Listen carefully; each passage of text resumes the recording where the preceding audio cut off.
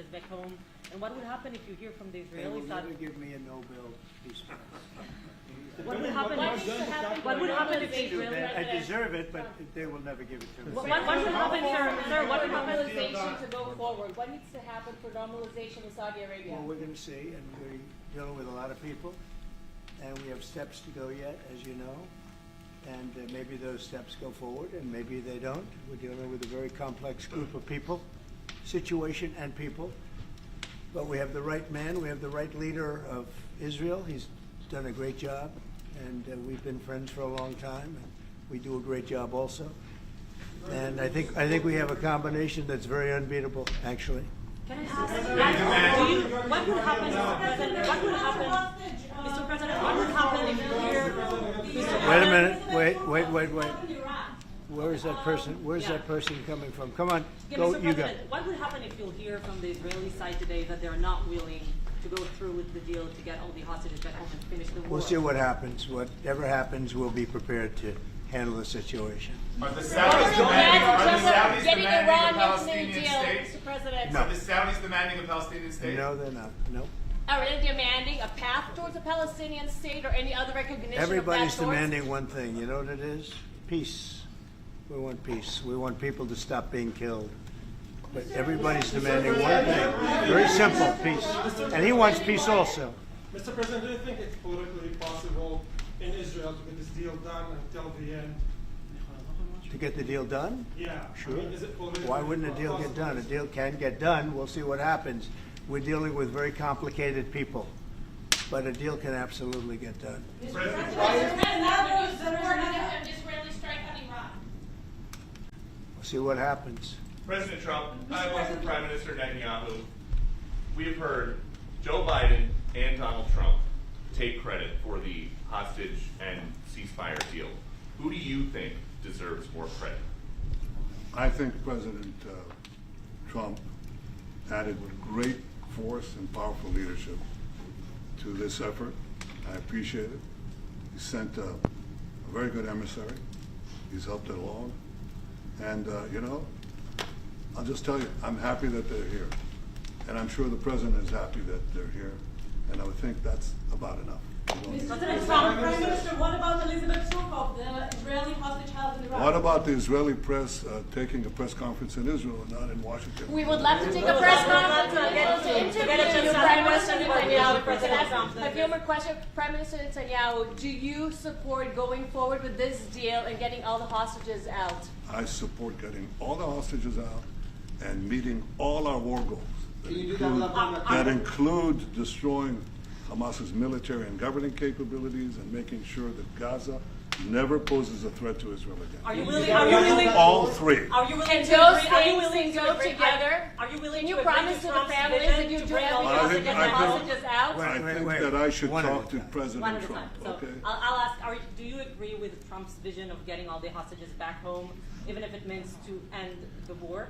Well, I'm not sure that you articulate correctly what the President's vision is. You can ask, he can speak for himself. He does that very, very well. Benjamin Netanyahu giving an update on the ceasefire with Hamas. Let's listen in.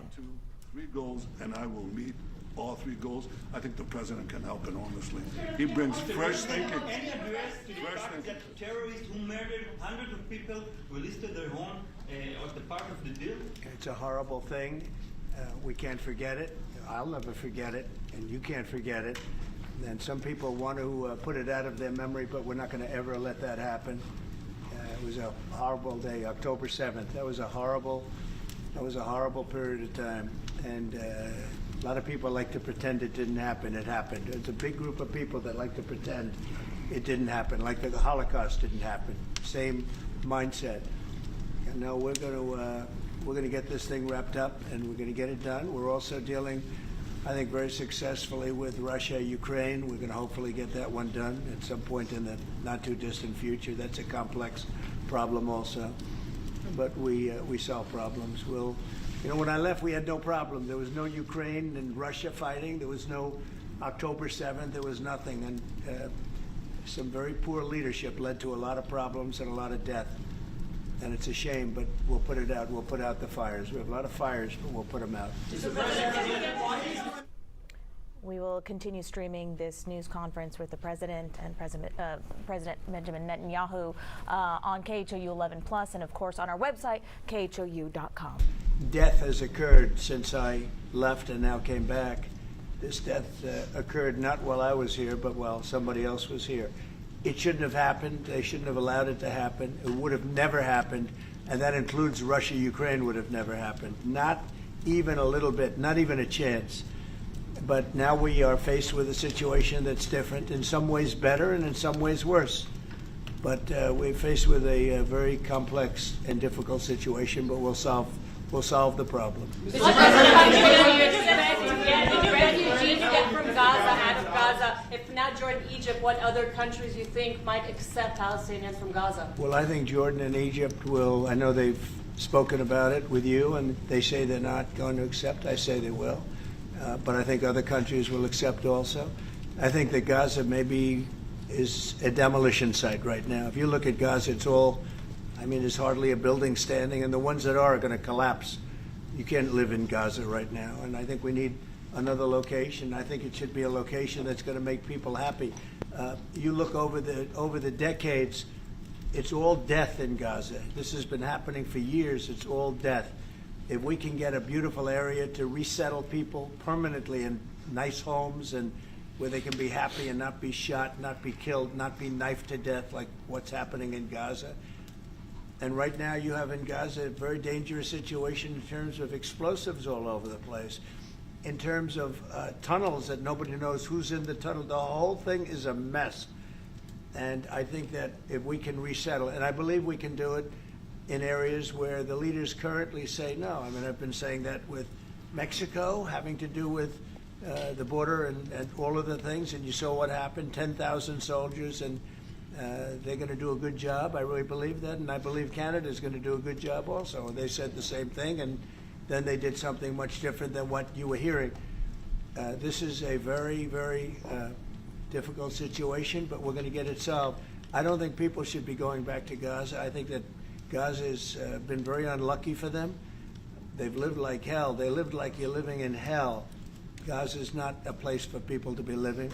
And the only reason they want to go back, and I believe this strongly, is because they have no alternative. What's the alternative? Go where? There's no other alternative. If they had an alternative, they'd much rather not go back to Gaza and live in a beautiful alternative that's safe. Mr.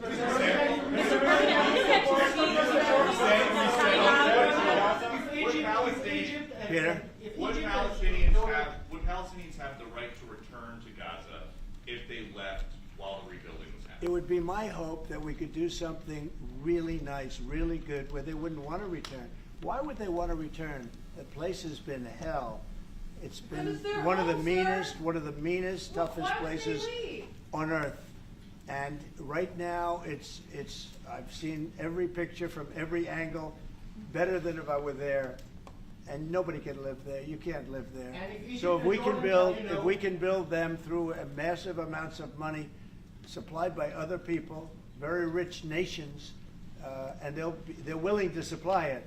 If we can build something for them in one of the countries, and it could be Jordan, and it could be Egypt, it could be other countries, and you could build 4 or 5 or 6 areas. It doesn't have to be one area, but you take certain areas and you build really good quality housing, like a beautiful town, like someplace where they can live and not die. Because Gaza is a guarantee that they're going to end up dying. The same thing's going to happen again. It's happened over and over again, and it's going to happen again as sure as you're standing there, Peter. So I hope that we could do something where they wouldn't want to go back. Who would want to go back? They've experienced nothing but death and destruction. What will you do if Egypt and Jordan tell you no? What will you do then? Well, I don't think they're going to tell me no. Mr. I don't think they're going to tell me. What will you do I think they're going to tell Biden no, and I think they're going to tell other people no. So you think it will happen at the end? I think there's a good chance, yeah. How I'd like many to see it people are you thinking about? All of them. I mean, we're talking All of about them. probably 1.7 million people, 1.7 million, maybe 1.8 million. But I think all of them. I think they'll be resettled in areas where they can live a beautiful life and not be worried about dying every day. Mr.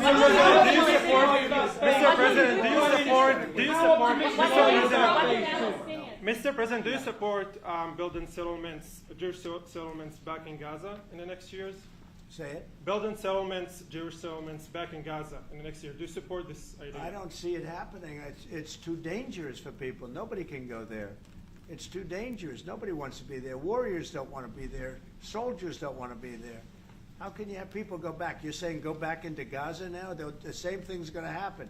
It'll only be death. The best way to do it is you go out and you get beautiful, open areas with the sunlight coming through. And No, that's not what I meant. Something I meant nice. building Israeli They are not settlements going to back want in Gaza. They are not going to want to go back to Gaza. Prime Minister Netanyahu, what is your message to the families of the hostages that look at this deal, that are worried that this deal won't go through? What do you say to them at this moment? Same message I said from the beginning of the war. We'll get them out, get them back. We got over 70%, close to 75% of the people who everybody believed will not get out. We got them in successive deals, and most recently with the help of President Trump. We're not going to give up on any of them, and we're not going to give up on our other war aims. Hamas is not going to be in Gaza, and we're going to get everyone back. And you would not have. Prime Minister, how optimistic are you about reaching phase 2 of the ceasefire? How optimistic are you about that happening? Well, we're going to try. That's one of the reasons, one of the things we're going to talk about here. And if we, you know, when Israel and the United States work together, and President Trump and I work together, you know, the chances go up a lot. It's when we don't work together, Israel and the United States don't work together, that creates problems. When the other side sees daylight between us, and occasionally in the last few years, to put it mildly, they saw daylight, then it's more difficult. When we cooperate, isn't it the right chances time are to good. eat once and for all? Say it.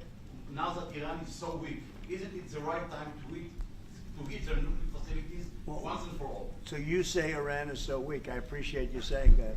They're not weak. They're very strong right now, and we're not going to allow them to have a nuclear weapon. It's very simple. You know, I signed a very strong proclamation. Iran was in big trouble when I left. They were broke. They didn't have money for Hamas. They didn't have any money for Hezbollah. You had no problem. October 7th could have never happened. When I left, October 7th could have never happened. And frankly, Russia and Ukraine, as I said, could never have happened. They became very strong, very fast. They sold massive amounts of oil to China and everybody else who would not buy the oil when I was president, because we said, don't buy the oil. And they became very rich very quickly. But they're not weak. They're not weak. They're strong. Doesn't mean they won't be weak, but you know what? We just don't want them to have a nuclear weapon. They can't have a nuclear weapon. The Prime Minister, Mr. President, the Prime Minister wants you to strike Iran. That's what he wants. You don't know what he wants.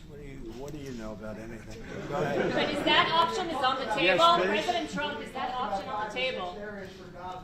You're not just talking about Jordan. No, could be other places too.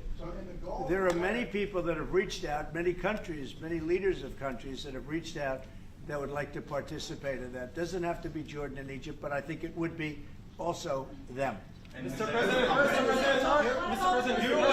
your relationship with Mr. Netanyahu knew ups and downs. How would you describe it right No, now? I think it's mostly ups. Mr. President. What about the Palestinian Authority? Should it rule Gaza? Because Gaza will be empty? What? The Palestinian Authority, can it rule Gaza? What do you think? Well, it's had a pretty hard time, wouldn't you say? I'd say it's had a pretty bad time of it. Mr. President, Qatar has, you've criticized them in the past as a funder of terrorism, so as the Prime Minister. Do you think they're part of the solution or part of a problem moving forward? I think they're trying to help. Qatar Yep. is absolutely trying to help. I know them very well, and they're doing everything they can. Very tough situation, but they are absolutely trying to help. Will you Okay, visit Israel? thank you very much, everybody. Press, let's go. Come on, guys. Thank you. I'm playing team. Thank you, guys. We'll see him soon. Thank you, guys. Come on. Let's go.